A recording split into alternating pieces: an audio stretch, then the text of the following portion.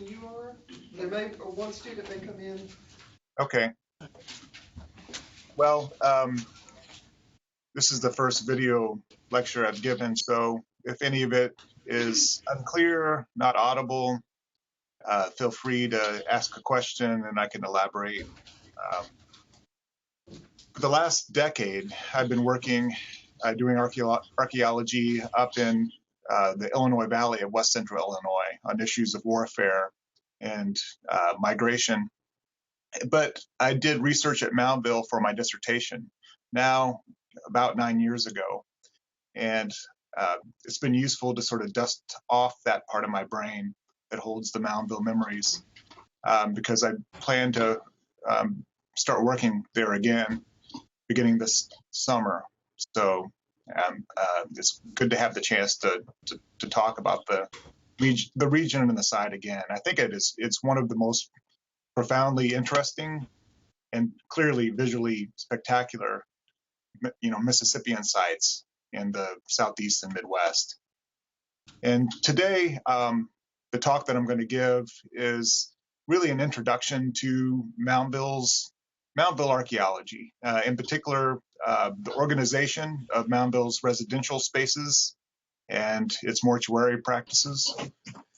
A little background, I probably in your class, Jane has covered things like this already, but I never assume that when I give these talks. So Mississippian societies in general, what do they have in common? These were located in the eastern United States in various locations, the various regional variants of this culture.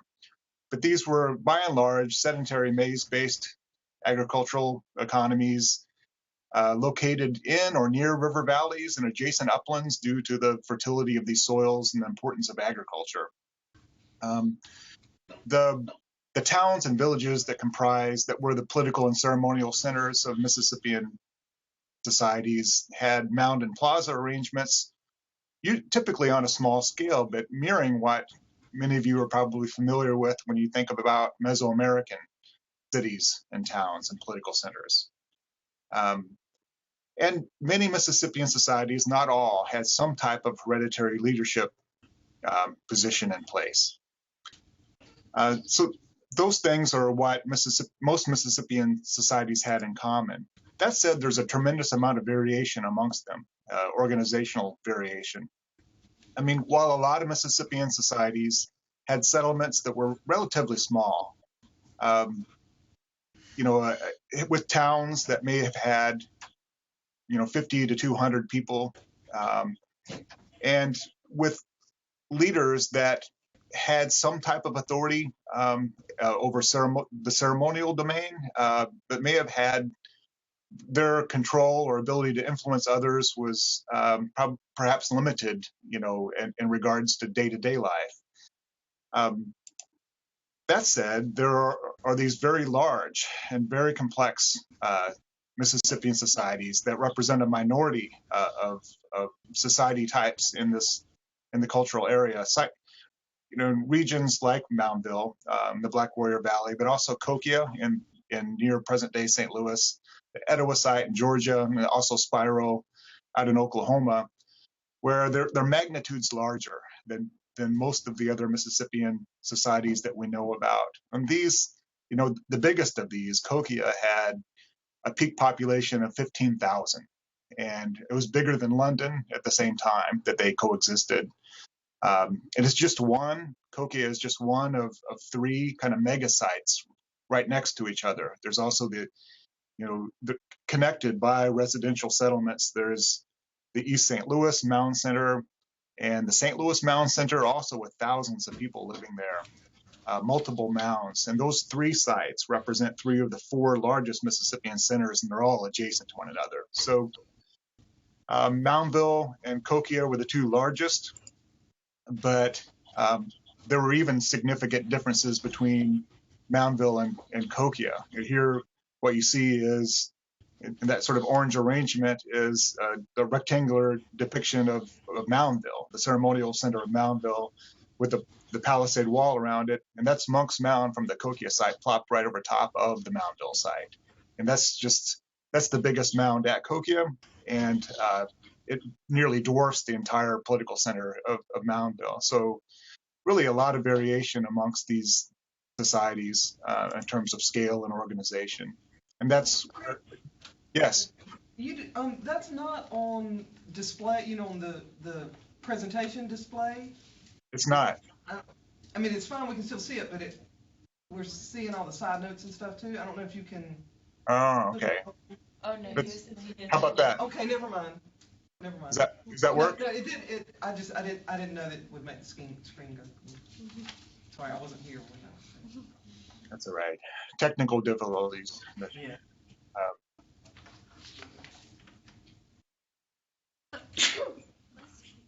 Bless you. All right. Are you seeing there you go. Yeah. So Moundville was the political and ceremonial center of a regional society. And there were several other smaller single mound centers with sort of scattered residential groups associated with them. But Moundville was a much bigger village and ceremonial center, maybe with a population at its peak between 1,000 and 2,000. So very large by Mississippian examples. And Moundville's always been known for having a very orderly arrangement. I mean, there's a very structured use of space at Moundville. And what's on this picture outlined in white are all the mounds.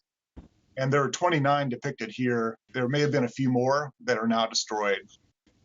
There's a rectangular arrangement of those mounds around a plaza area in the middle. And the ones to the north are the largest. And going either clockwise or counterclockwise around the plaza, the mounds get progressively smaller. So that's sort of one dimension of organization there. But also, explorations in the mound have found, in the mounds themselves, have found some variation in their use. I mean, it looks like, there are clusters of mounds at Moundville, and divided into different sort of probably social units, each of which possessed 2 or 3 mounds. And these mounds were, some of them included cemeteries, some of them were platforms for elite residential units or for temples. There's not a consistent pattern. We used to think there was. But what still sort of holds up is it looks like, the distribution of those mounds sort of alternates between large and small. And there's a variety of different functions associated with them. But the basic idea that that Jim Knight, sort of one of the best known Moundville archaeologists, came up with this idea that this is a sociogram. And a sociogram is a spatial representation of a particular type of social order. And sort of the argument that he came up with is that the distribution of mounds at Moundville indicate the presence of numerous clans, which are kin-based social units, and that those clans were ranked based on the distribution of mound sizes, with the highest ranking clans being at the northern portion of the site and getting progressively smaller either way around the mound, to those at the south being the lowest ranking. And there has been some ethno-historic support for this argument. I don't know if this loads up right away or it takes a second. It shows it when I change slides. There it goes. So we have information of the way Chickasaw groups who were related to the people that lived at Moundville, we think, how they organized their towns and villages during the early historic period. And what's so interesting is that numerous maps we have of those settlements are very similar to the layout of Moundville. So what's represented here in those red squares are different clan units. And the highest ranking ones are located on the northern part of the village, and they get progressively smaller or lower in rank as you go clockwise or counterclockwise around that square. And then the whole thing is divided into sort of east and west moieties. And these moieties determined a lot of clan membership and moiety membership, determined a lot of things about your social and ceremonial life. who you married, your access to various types of ceremonial and social rights and resources. So, there's evidence in both the archaeological evidence of the way Moundville's set up, but we also have pretty decent ethno-historic information to make an argument about the kind of social order that was present at Moundville, at least in the broadest sense. All right, I'll wait till this next slide loads here.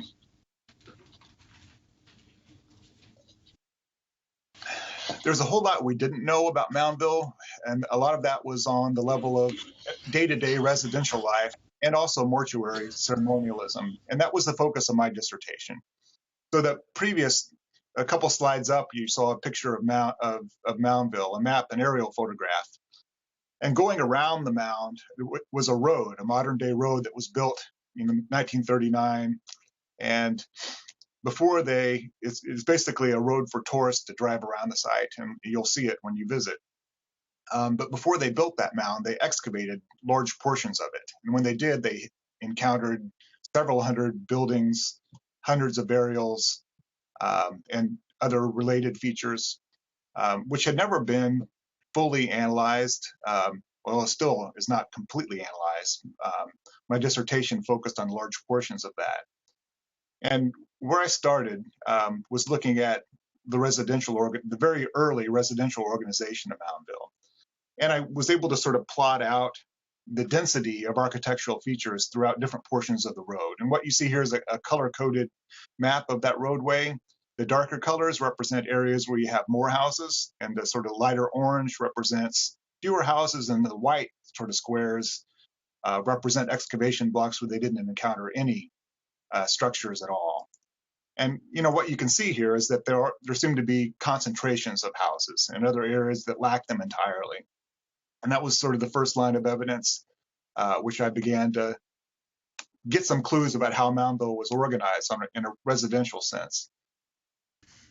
Then looking, at the site as a whole and the roadway as a whole, there were about 10, 12, 13 different, residential units that I was able to identify that were areas where there were concentrations of buildings and then gaps, between them where there wasn't any evidence of houses being located.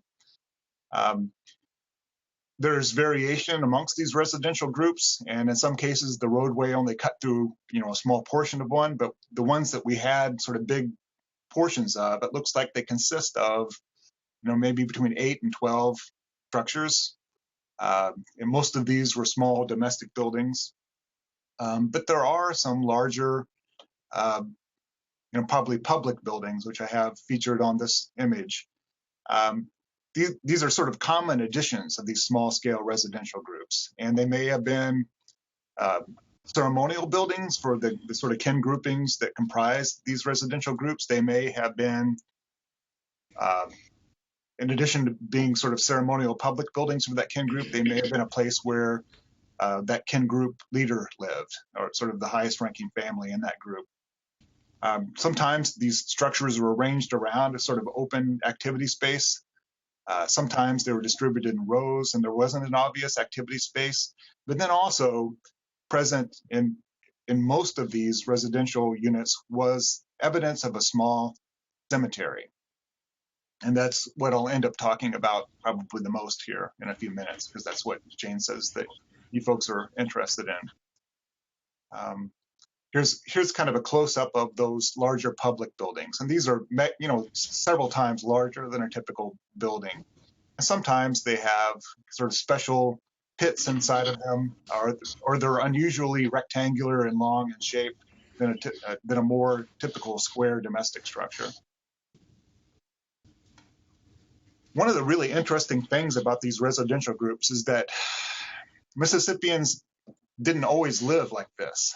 Sometimes they spread out and didn't form discrete residential groups. Moundville's kind of, sometimes you do find residential groups at Mississippian centers, but not quite as formalized as what we're seeing at Moundville. I mean, it's somewhat unusual to see these residential groups so tightly clustered when there are blank open spaces between them where people could spread out. And they, throughout the course of about 70 years, or 100 years, the residential population of Moundville maintained that pattern.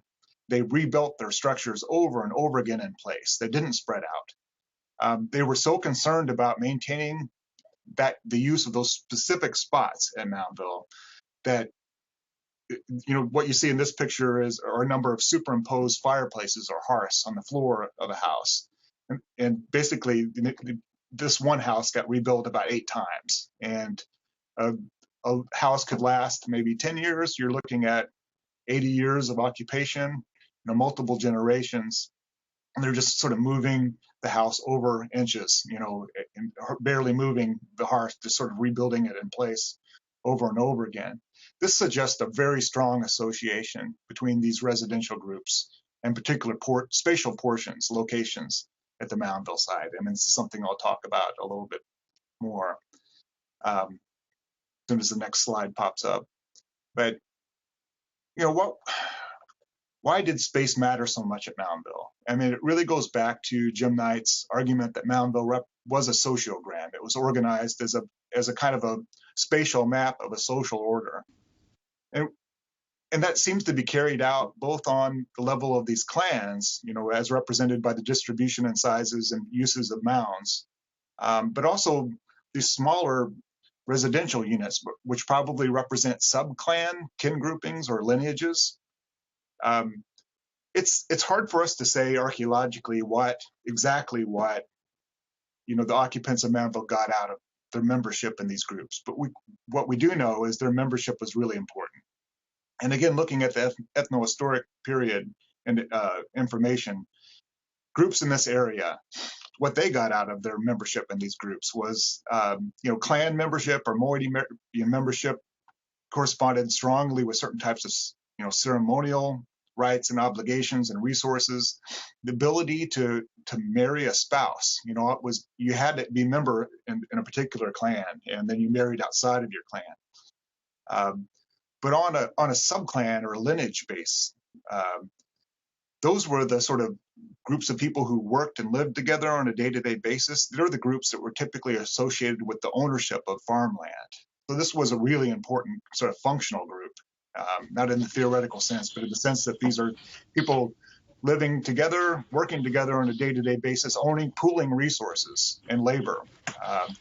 So your membership in a subclan or a lineage, as you were sort of mapping it out in space by living in the same location over and over again, some of the motivations for that were, if there's a limited amount of farmland, for example, maintaining sort of our ownership of it and claiming of it over the long time is caught up in where we live. And then most of my dissertation really focused, at least early on the residential organization of Moundville. And then I became more and more interested in mortuary ceremonialism at Moundville. And again, many of the residential groups at Moundville also contained evidence for these small sort of clustered distributions of burials. Overall, I defined 5 different cemeteries like this in the roadway. And there are many others located that other people have encountered in other excavations and other portions of the site. This next one pops up.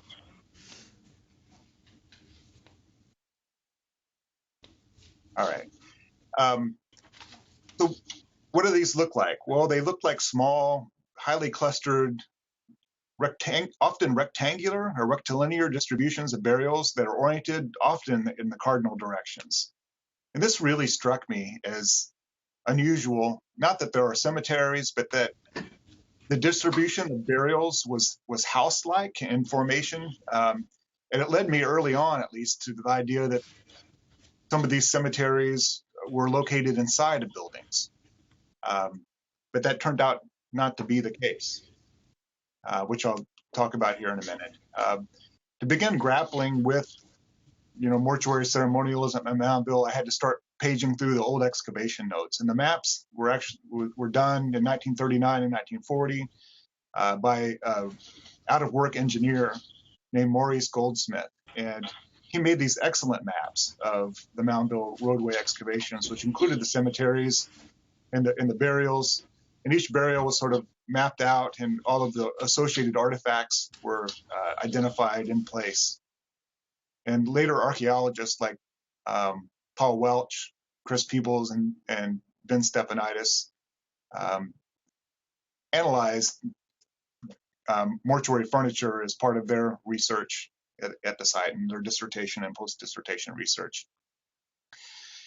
What the questions that I was initially interested at Moundville that sort of drove my dissertation was how hierarchically ranked was Moundville, and that changed through time as my research progressed. I began to ask different questions, but I still think that those questions are interesting and that mortuary practices at Moundville have something important to say about it. And this is a graph that shows the number of artifacts found per individual in burials located in the Moundville roadway. And so these are all off-mound cemeteries.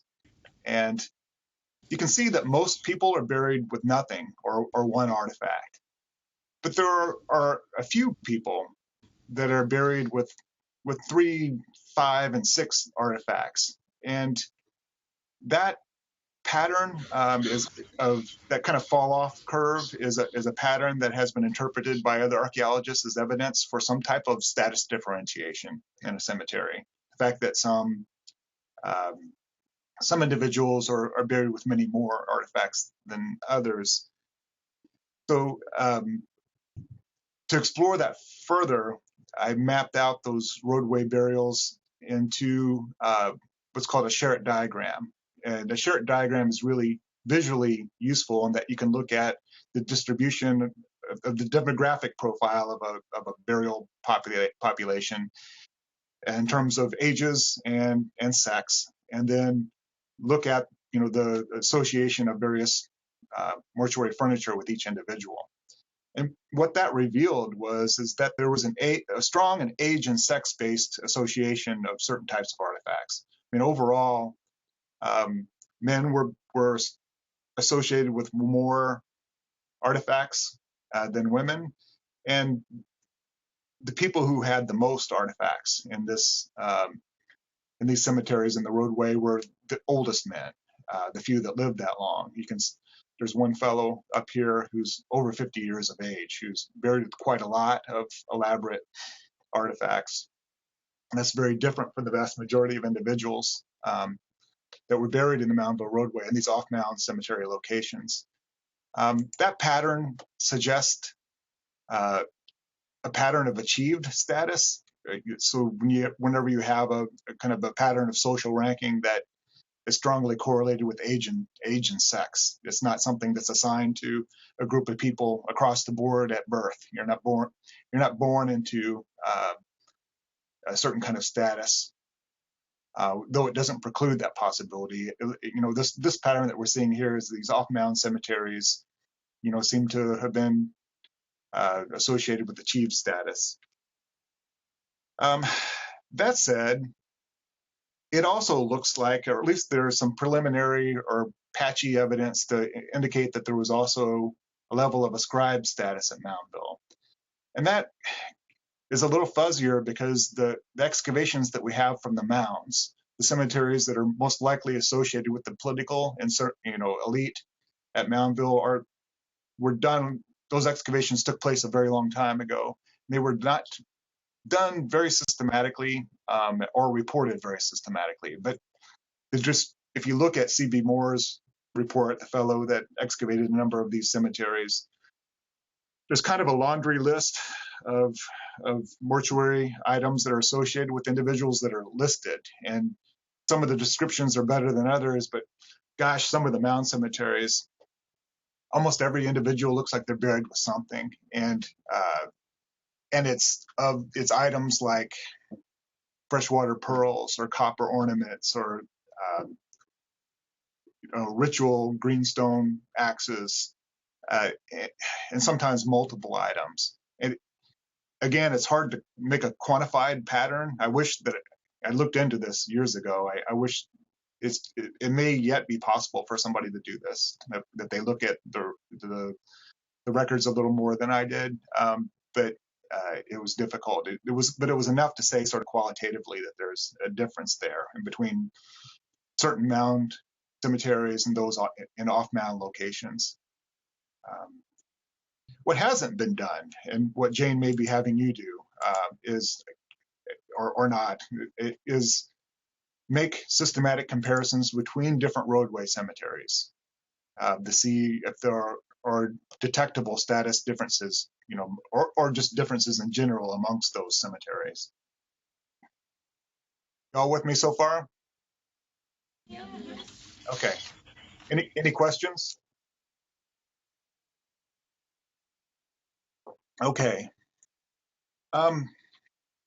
So those questions about social status are important, and the findings are not totally surprising, considering that Moundville it is one of the biggest, Mississippian societies in the eastern woodlands.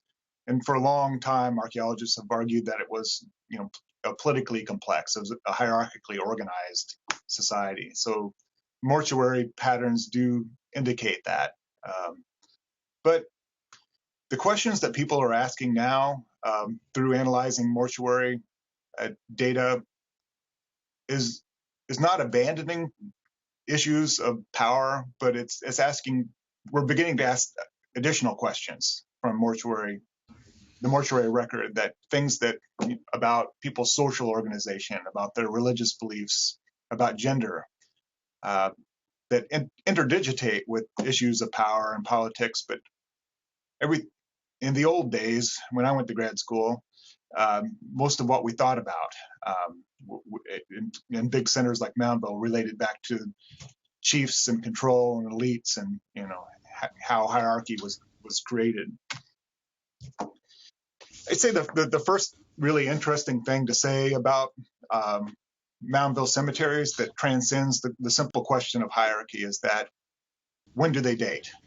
And this is interesting because Moundville's peak of residential population occurred early in its occupation. But meanwhile, most of the burials at Moundville date late in the site's occupation. So you have a big boom in residential population, then most people leave the site. They disperse, go out into the countryside. And it's thought that what's left at Moundville is kind of a small cohort of priestly individuals, higher ranking individuals. Although, gosh, we really need to look at even that assumption a little more closely, the nature of the latest occupation. But what we can say is that Moundville became a necropolis. It became a city for the dead. And people families that used, and their ancestors that used to live, or descendants that used to live at the center of Moundville, that were now living out in the rural countryside, continued to bring their dead to the Moundville site for burial. And that's what I think makes it such a neat case study for this particular class. And yeah, it's a really interesting pattern, that there's this temporal difference between the mortuary use of the site and the residential use of the site.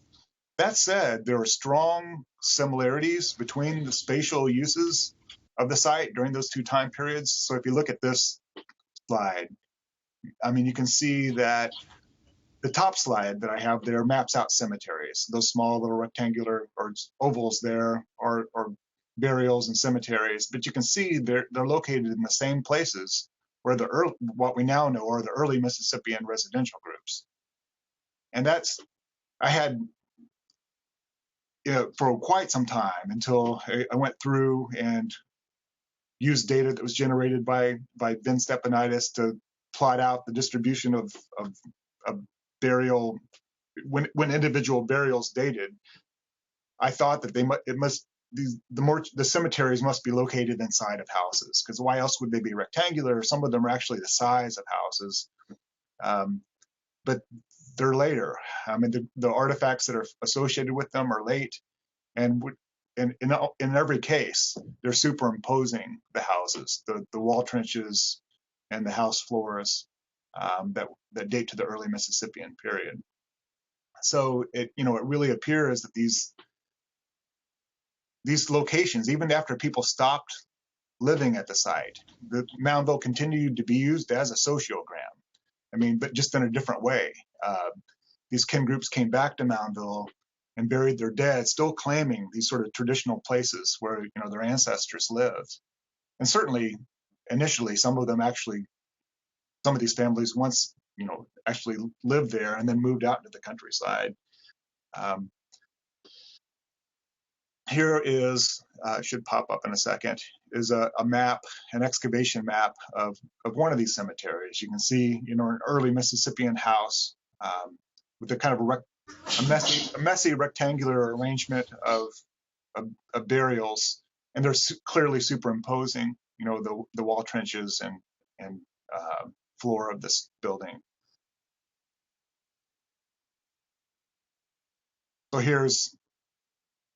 So the next stage that's sort of macro scale stuff, looking at the roadway as a whole, looking at Moundville as a whole. It's then really interesting in archaeology to switch scales, to sort of tack back and forth between the macro community or regional scale, and then really zoom in on a residential group, a house, a cemetery, a single burial.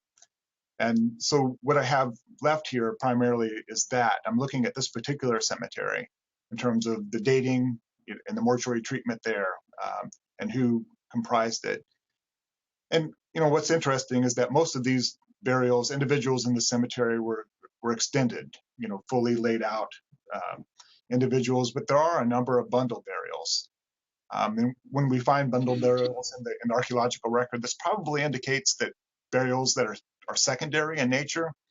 And think about this for a minute. If your family member dies and you're living quite a distance from the Moundville site during a nasty, winter month, you may not be able to make the journey to carry, the deceased to the site, of make this pilgrimage, for the funeral arrangements, to a later date. And there may be initial stages of mortuary treatment in some cases out in the countryside at some point, and then individuals are sort of exhumed, bundled up, and brought back to the Moundville site for sort of formal final burial. And this is something, that we know that in many Mississippian groups are very concerned about the treatment of the deceased, that the deceased individuals had to be handled in very particular kinds of ways and in locations for everything to go right in the afterlife. So what's in this pattern? There are a number of undated burials, and of course these are the ones without pots or other kinds of artifacts that help us date, that burial. But the ones that we can date primarily date to late in the site's occupation, after it was used as a residential center. So again, even though it looks like a distribution of buildings and of burials inside of a house, there wasn't a house there. It's house-like, and it may have been actually the cemeteries may have been organized as a kind of a metaphor for the houses that once stood there, which is also pretty cool in a symbolic sense.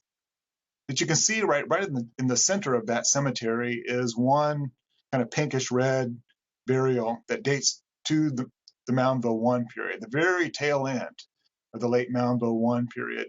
So the very first burial at this site took place, right as people were probably abandoning the Moundville site.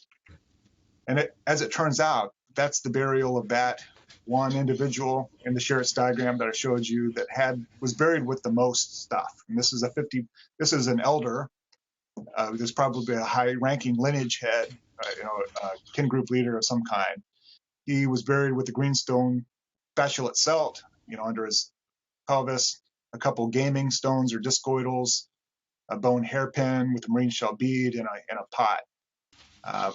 Quite an amount of stuff. And the scepter, or that is a ceremonial weapon, ritual weapon, and the two gaming stones are an important kind of game. All those artifacts are typically associated with rank of some kind in other Mississippian societies. So this individual probably lived there, and was either brought back or was buried right as people were abandoning Moundville. And the people that were buried in that cemetery after were literally buried around this prominent ancestor, which is another way of sort of, I think, referencing their past and their strong association and social claims to that particular portions of the Moundville site. Some utility there. I mean, you can see similar kinds of things going on both a macro community scale, looking at the roadway as a whole, but also sort of zooming in on individual cemeteries and then on individual burials. The final thing I have to talk about, things that sort of go beyond hierarchy, or at least touch on other things besides hierarchy, relate a lot to Mississippian cosmology, so the religious beliefs of how the universe was organized. And what we know from the plains and certain portions of the Southeast is that there's a broadly held, or there's some variation in this sort of notion of how the universe was sort of set up. It was kind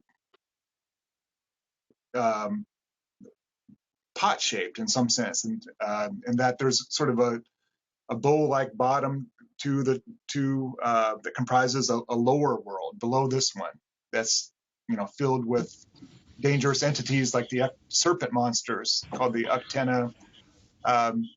There's this earthly world, that level or plane that we live on, but then there's also an upper world, what's comprised of various types of spirit deities, and when you die, your soul takes a particular journey to successfully make it to the afterlife, and that pathway is along the Milky Way, and it's called the Path of Souls.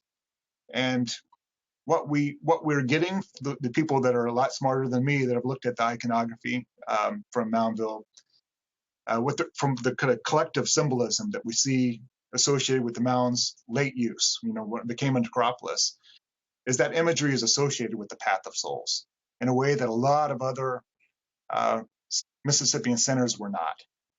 Etowah seems to have a different but related corpus of iconography that's different from, also is different from Kokias and different from Biros. So, and there's been an argument that Moundville was sort of conceived of during this time period as being located in a place that was opportune for souls to sort of make that initial jump onto the Path of Souls. And some of the iconography, like the hand and eye motif, that eye that's in the hand is actually thought to be a portal, where soul, one time a year, the upper world is sort of forever rotating around and around on the bottom sphere, and one time of year, as it's rolling around, it happens to pass by Moundville, and there's a way that souls can jump onto the path through that portal that's in the hand, onto the Milky Way, or the Path of Souls, to begin this sort of arduous journey. And the journey across the path is treacherous. I mean, there are various types of monsters and wrong turns that you could take. And if you fall off, or if you're gobbled up by a monster, your soul could live in limbo forever, or return to haunt your descendants. So the living were very concerned about the appropriate mortuary treatment of their dead to ensure a successful journey on this path, so they could become an ancestor, which, and not a ghost. And, it's something you want positive things for, your deceased family members. And an ancestor is also something that, has social value to you. So some of the symbolism that we see that I was referring to earlier on pots and other sorts of artifacts at Moundville, hopefully this next slide pops up, there it is. You know, the Moundville palette, just one of the Moundville, the palettes that Moundville is best known for is this, you know, hand and eye, has this hand and eye motif around it with rattlesnakes wrapped around the hand, again, thought to represent that portal. But then the winged antenna, it was actually, is this water serpent monster. Sometimes, in some narratives, certain times of the year, it has wings and can fly. So being depicted with or without wings is significant that it, at Moundville, that it has wings. Some of the sort of skull and bone symbolism is thought to be associated with the deceased as well. And then there's what's called a bilobed arrow up in the right-hand corner, which is typically a kind of a copper headdress that the elite at Moundville wore. And we find them actually buried, you know, with these sort of elite individuals. And Jim Knight has made an argument that that's actually a bow. What you see there is an arrow kind of being pulled back in a bow, and that the elites at this time, one of the ways that they may have gained authority or was through overseeing mortuary rites, ensuring successful journeys across the path of soul for these deceased individuals. And one of the ways that elites showed that they had this ability is they themselves can make spirit journeys to the upper world and come back successfully. And the thought is these kind of copper ornaments and are sort of a symbol badge showing that, hey, you know, I've done this, you know, I've made this journey to the other world and come back. You know, I know the path that I can show your deceased, you know, that path and take them along a successful journey to the afterworld. So that's, you know, there is still a hook there for hierarchy, you know, and that this is, you know, can help explain, you know, different times that Moundville was occupied. Elites probably emphasized their necessity in the grand social and cosmological scheme of things in different ways, and that we're just beginning to think about it and understand. The last thing that I'll say here is, before I take a couple questions, is that just recently, this slide will pop up, there was a large-scale gradiometry survey of the entire site of Moundville, or a big portion of it. And that's what you see here. A gradiometry survey is a remote sensing survey that can find the locations of houses and pits. And what that revealed is that the location of many, many buildings in the plaza area of Moundville that we had no idea were present. And so, in fact, you know, it really looks like there's a heavy concentration, residential concentration of buildings and other large, oversized, sort of special, probably, you know, either elite or public ceremonial clusters in Moundville's plaza. And this has the potential to change and rewrite our understanding of Moundville's early residential occupation. That only future research can figure out, which is something my next research project may focus on. All right, I've never seen that. Yeah, so Jared Davis, well, John Blitz and Chet, now I'm forgetting his last names, did this survey, and then Jared Davis did her dissertation on the results of that gradiometry map, and sort of plotted out where they thought buildings were located, and then tried to make arguments about when they might date based on their orientation, and did some spot excavations out in the plaza to try to, you know, figure out what different anomalies were. But I mean, it's amazing to live in a time where we have the technologies to show us where to dig. and show us what's under the ground without having to dig in some cases. So, so is that shows some buildings on Mound A? Is that what I'm seeing? That several. Yeah. There looks like there's some.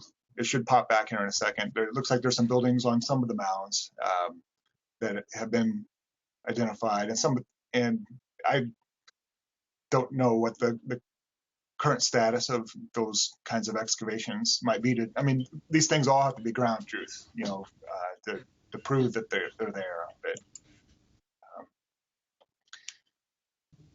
anyway, that's what I have. And about Moundville Residential and Mortuary Organization. I don't know if are there any questions that you all have that I can? Do you know what we're planning to do? You're going to Moundville. Right, we're going to Moundville on Friday, and Okay. this should be still within that window when, the portal was available. All right. And so if it's clear, Hopefully- we're hoping to. Hopefully nobody has to use it. I know. I didn't want, I'm not encouraging that. And we're hoping that the Milky Way will look exactly like your slide here. I'm sure that will happen. Yeah, But, I'm sure it will. anyway, but so that's what I just wanted them to have the experience of being able to be on site and see the night sky and see the hand there on the horizon and just get some sense of what this place might have been about. One of the things it might have been about. Yeah, it's an impressive place. I mean, it's archaeologically speaking, but it's also because it's so tightly clustered and so orderly, and the arrangement of mounds. It's impressive to see, and visit. So, have fun. Been about a decade since I've been there, so I'll be back at the end of the summer, assuming I get the money that I'm asking for. So. That's great. Do y'all have any questions about? And I've got a PDF of your dissertation, and I've been passing around the publication from it just for people to look at it. It's in our library, but Right. I will make the dissertation available to you guys, and I'll post this PowerPoint also in the video of this. So I think everybody's here now. There's a new one that I guess Oh. Ben and Margie edited this, and it's a little more up to date in some cases Okay. of some things that have changed, and there's some condensed or sort of overviews of things that are somewhat useful. Okay. Well, thank you all. That was not in our video. I mean, in our library yet. Okay. And so, do y'all have any questions? Yeah. Okay, Stacy's got. Do you think since, the people, we don't know what they would have called themselves, if it changed among clans, do you think with the remote sensing techniques, if you find more of artifacts or burial, if you could get an idea of who the cultures were in particular? I think that's going to be really hard. I mean, there are not the identity politics of Moundville, but there's two related questions there. One is who that I think I'm getting is who are the descendants of Moundville, and I think Moundville was occupied fairly late, and there's some pretty strong associations with the Chickasaw and the Choctaw there, but they probably, when they broke up, when Moundville dissolved, it came to those people came to form, several different what we think of as modern day groups. And there is hope to sort of trace some of that out. That with the migration and post-migration descendants of Moundville, I also think there's some potential. Right now, one of the interesting things about Moundville is that there's a very strong disconnect between the woodland, the terminal late woodland occupation of Moundville, and the beginnings of the Mississippian period. There's some regions where you see a stylistic transition, into the Mississippian period. You really don't see it at Moundville.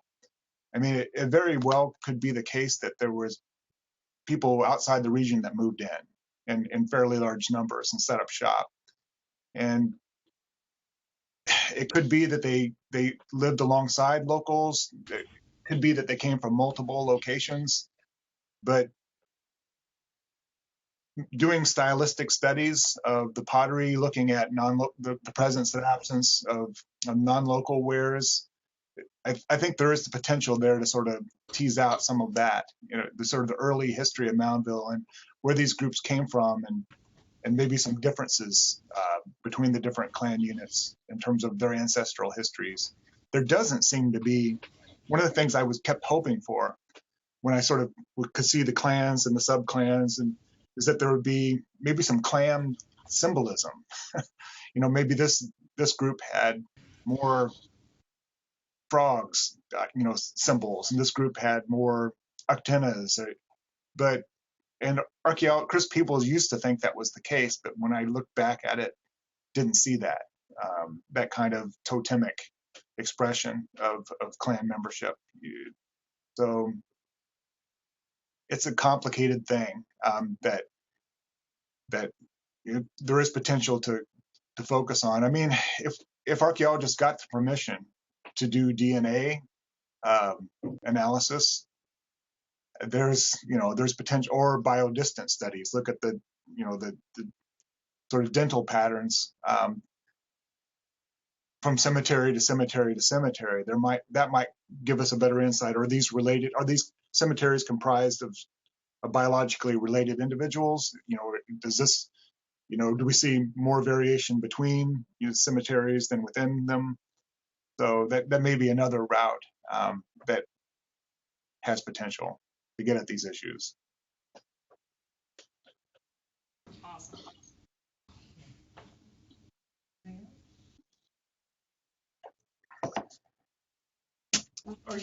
Are you available if we like for Monday when we get back to do? What day is that? It would be Monday, 3:30. The same time on Monday. I should be, Jane. Let's touch base after this, and I can't. I don't think there's anything there that I couldn't. And So. I may do it. I may ask people to submit if they've got questions. I don't want to take up your time if everything seems pretty clear when we're getting ready to leave Moundville. But if there are questions, and we might just be able to do it from my classroom to your, from computer to computer instead. Okay. But, well, thanks nice to get to talk at you folks, and have fun. Have fun at your trip on your trip. Thank you very much. Bye-bye. Bye. I don't know what happened.